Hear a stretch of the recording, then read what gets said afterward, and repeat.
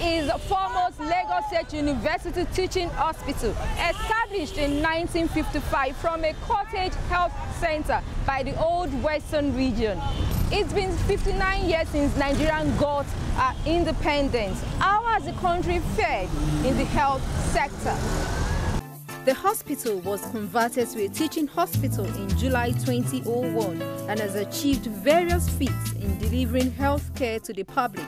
Since independence, Nigeria so far can boast of more than 25 teaching hospitals spread across the nation. Unlike other climes, most of the tertiary and other institutions have become more of desolate architectural designs rather than their primary purpose of giving quality health care delivery to the people of Nigeria. One would have thought that after 5 decades, Nigeria would have achieved the universal health coverage, which is also about having unlimited access to affordable health care as well as rich research and medical innovations. Sadly, many factors have continually conspired against the realization of this dream, despite the efforts of governments at all levels through different policies to repositioning of the health sector. The Nigerian healthcare system that I knew from many years ago seems to be regressing. There is dilapidated infrastructure, there's not enough budgetary allocation to maintain and sustain the healthcare system in a very efficient way. I think a major challenge we've been grappling with is the fact that the British, when they left 59 years ago, prior to independence, they left us with a hospital-based, doctor-centered, curative kind of model of the health system. And that's what we have been running all the time. And in a situation like ours, where we have infectious diseases, preventable disease and all that, now waiting for people to fall sick is really not the main thing we should do. We should ensure that rather than rely on that model, because that model was established by the British to cater for their families and prevent them from dying of malaria, because then that was what their major problem was. So they put together a hospital, put doctors there and say, okay, let's treat ourselves so that we can survive this parasitic disease. So we now have to move away from that model. According to the World Health Organization, primary health care is key to health for all. It is the basis of unlimited access to quality and affordable health services. Any country serious about achieving universal health coverage and improving people's lives must get serious with primary health care, which entails providing essential health services like immunization, antenatal care, healthy lifestyle advice as close to home as possible.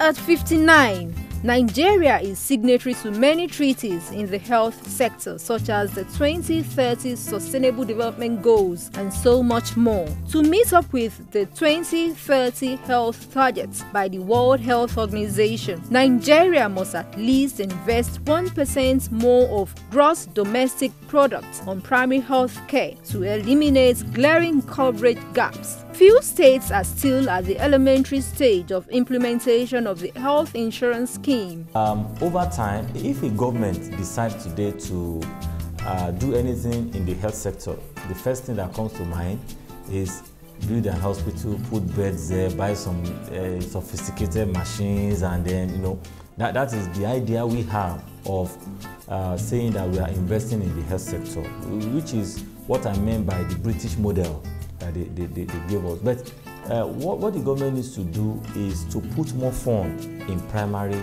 healthcare. According to the Universal Health Coverage Global Monitoring Report 2019, at current rates of progress, up to 5 billion people globally will miss out on health care by 2030, including Nigeria. Key players believe the country should do more than signing treaties by localizing such agenda for the benefit of masses. Unfortunately, Nigeria is still on the list of countries with polio.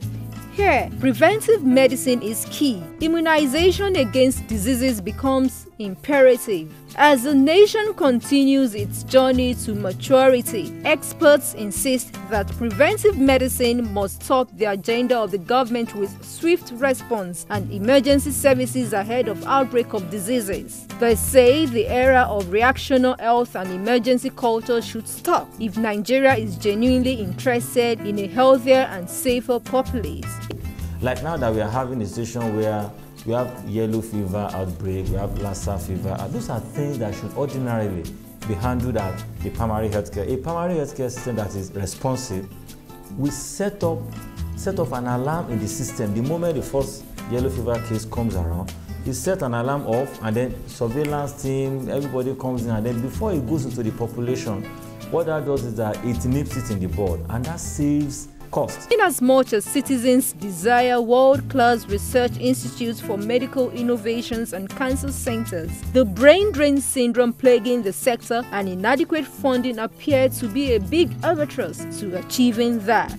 According to the United States Agency for International Development (USAID), an independent agency of the American government primarily responsible for administering civilian foreign aid and development assistance, health indicators in Nigeria are some of the worst in Africa.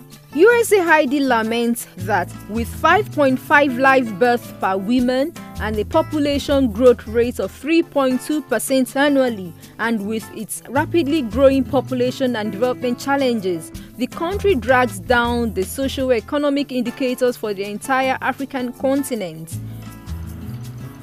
The main message is funding, funding, and funding. There's nothing we're going to do if we don't pay for it. The health sector is not going to pay for itself. And so, all of us must get together to ensure that we have increased funding from the federal, state, local governments to ensure that our health is actually prioritized.